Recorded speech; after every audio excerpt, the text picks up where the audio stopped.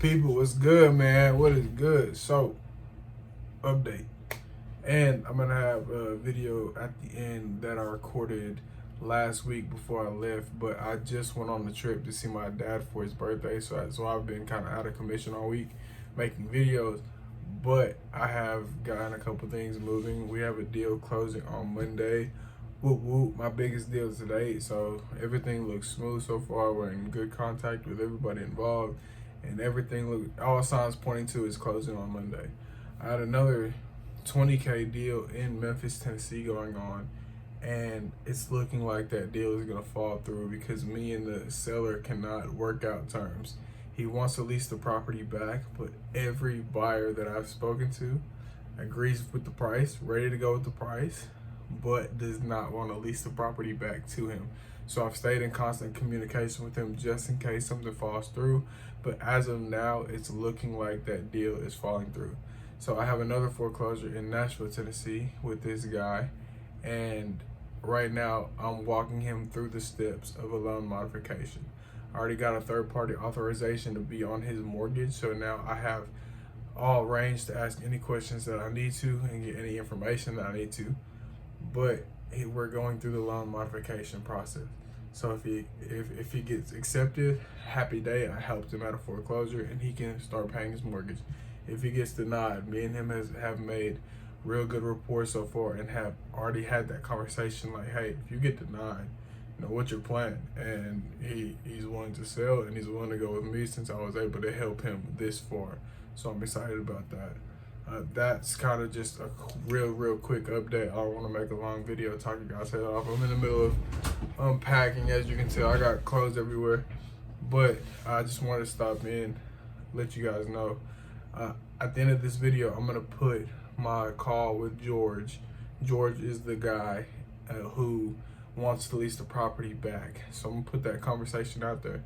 I had another call with George when I was in Massachusetts, and it was a friend of my dad, and my dad gave me some really sound advice. So if the deal goes through, if we buy the house and he doesn't rent it back, he will have 80K in his pocket. So my dad kept saying like, hey, remind him throughout the call multiple times the amount of money that he'll have in your pocket. Because I wrapped up the conversation by saying, I hope everything works out for you. But I should have said, I hope everything works out for you. But again, at the end of the day, if all things turn to you having to sell, you can feel comfortable about walking away with 80K in your pocket. So just constantly dropping that little seed of, if you do sell, I got you this. If you sell, I got you this. So kind of selling my 80K to him and see if he'll take it. So I thought that was great advice, just kind of dropping it in throughout a conversation, because there were times throughout the conversation where I was talking about how, I wanted whatever works for him, whatever's the best. And I could have just dropped that in while I was saying that, just to kind of remind him like, hey, 80K is on the table for you and it's ready whenever you want to take it. So that was really good advice that I'll start implementing. But this is just a phone call with me saying, hey, right now everything's kind of falling apart on our end because we're not trying to lease the property back to you. And I'll let you guys listen to that. But I wish you the best. I hope you have a great weekend, a great 4th of July. I hope all goes well, and I'll talk to you soon. Well, let's hope it's not too bad. Let's hope we can still work something out. So me and Jalen have been working around the clock today trying to find a lender that'll lend in a good enough position for us to be able to lease the property back to you. The problem is we're not finding any, right? So what we would have to do is basically update your property and then rent it for the max amount of money just to create a little bit of spread for us. So that means that you wouldn't be able to lease the property back like you're planning.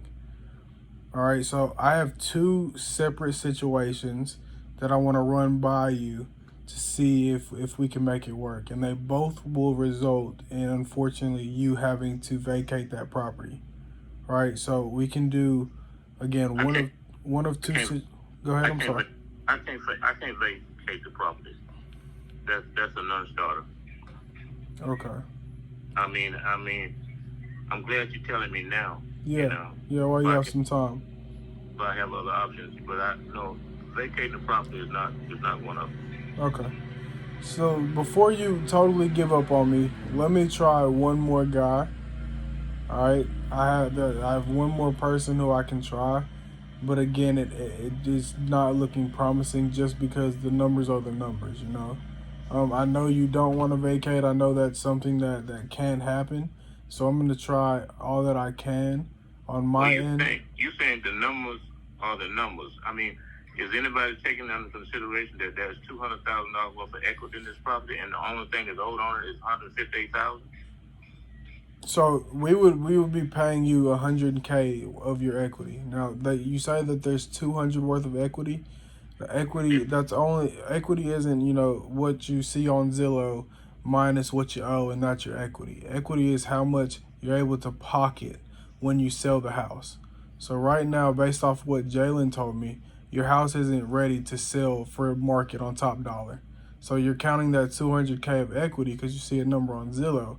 You could only get that number on Zillow if that house was in mint condition and you were able to sell it on the market for top dollar. That's where you're getting that 200K number, which unfortunately right now that's not the case. Well, Okay, so like I said, I know you don't want to vacate the property, so I can talk to one more guy, but me and Jalen have been working hard trying to find a situation that would work for you because we want to keep you in the house. It's just with the information we've gathered so far, there's no way that we can make that happen. okay. Well, if I can't stay in the house, I'm not willing to do anything else. Yeah, no, absolutely, absolutely. Like I said, I'll reach out to one more guy, and we'll see what's happening. Can you give me till the morning tomorrow to give you a final answer? Yeah, you can have at least till tomorrow because I got another person that I was getting ready to see tomorrow, just in case that this went down. And I wasn't expecting it to go down, but I mean, Me neither. I thought I wanted to work with you, man. I really wanted to get this done, but it's just right now we're not finding anything that can make sense for us, and I'm sorry about that. Okay. But yeah, like I said, I'm gonna reach out to one more person, and we're gonna see what we can do.